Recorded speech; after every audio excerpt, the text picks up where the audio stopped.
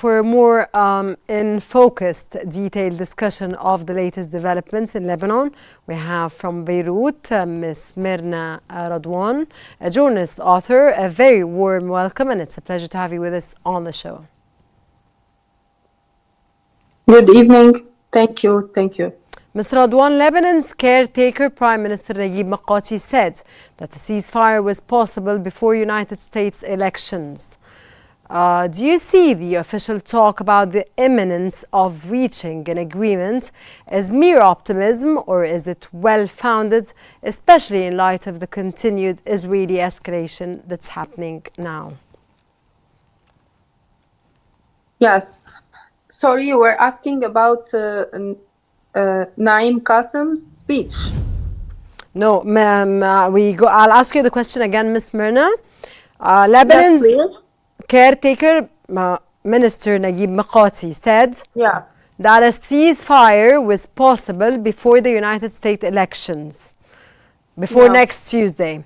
Do you see the official talk about the imminence of reaching an agreement as if he is very optimistic about this, or is it well-founded, especially in light of the continued Israeli escalation?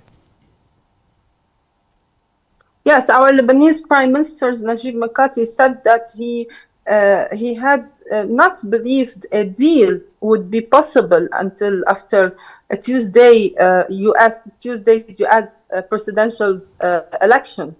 But he also said that he became more optimistic after speaking today with the U.S. envoy for the Middle East, Amos Hochstein, who's traveling to Israel by tomorrow. So Hochstein, during his call with the Prime Minister, suggested that he could reach an agreement before the end of the month and before November 5th. Hopefully... But he's still optimistic about reaching a ceasefire. How do you read this, and what's your motive on this and your take on the idea? Do you think that a ceasefire is imminent and a ceasefire could take place under the conditions that Israel are, of course, finalizing the deal with? Sorry, I couldn't hear you well. Okay. I go on to ask you another question, which is Israel demands that the deal includes an implementation mechanism not entrusted to UNIFIL, in addition to freedom to act militarily to prevent the rearming of Hezbollah. How do you evaluate such conditions? Are they applicable from your own perspective?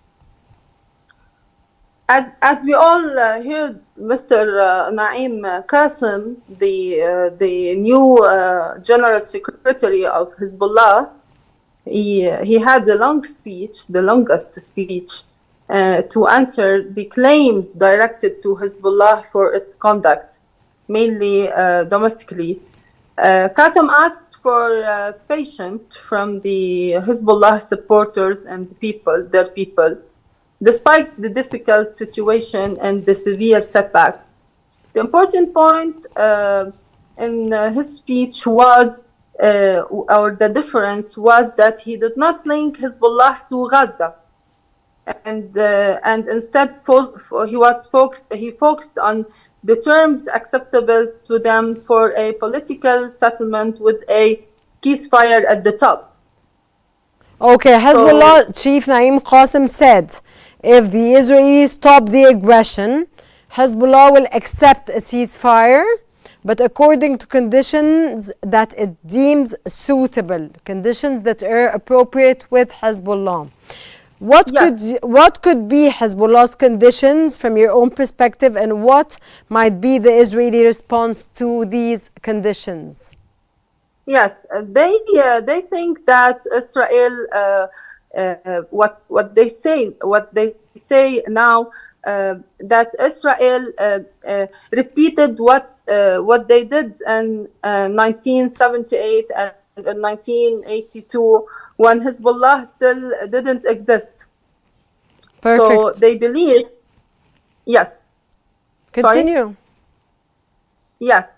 So what Qassem tried to say that the resistance of Hezbollah succeed.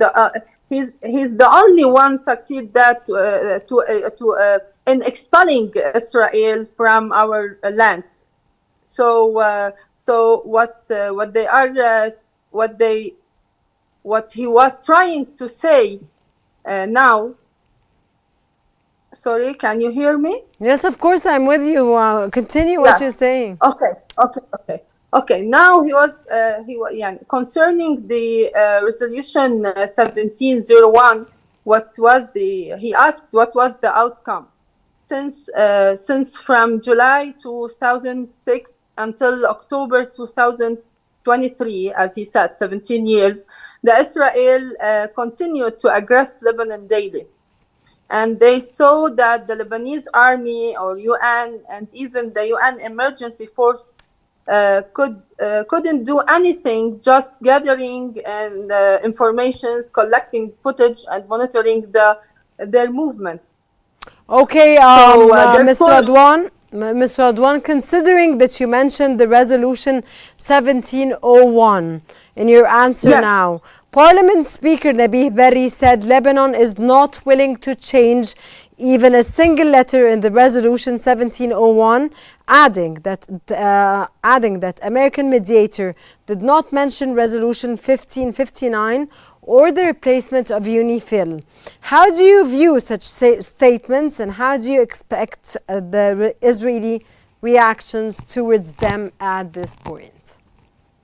Let me mention something was wrong. That the resolution 1701 included the resolution 1559. No, she said, Miss Merna. Yes. The statement was that he will not be willing to change a single letter in the resolution 1701, adding that the American mediator did not mention, the American mediator is the person that did not mention 1559 or the replacement or of the UNIFIL. It's not that that the resolution 1559 is not in the resolution 1701. Yes. Israel wants to add maybe some maybe they want to edit 1701 to make sure that there is a complete they can control the zone with the Hezbollah or with Lebanon. Okay, so, Ms. Merna, thank you very much for your valuable insights, and we wish, of course, all the best for a ceasefire as soon as possible. And that was Merna Radwan, a journalist and author. Thank you very much for joining us.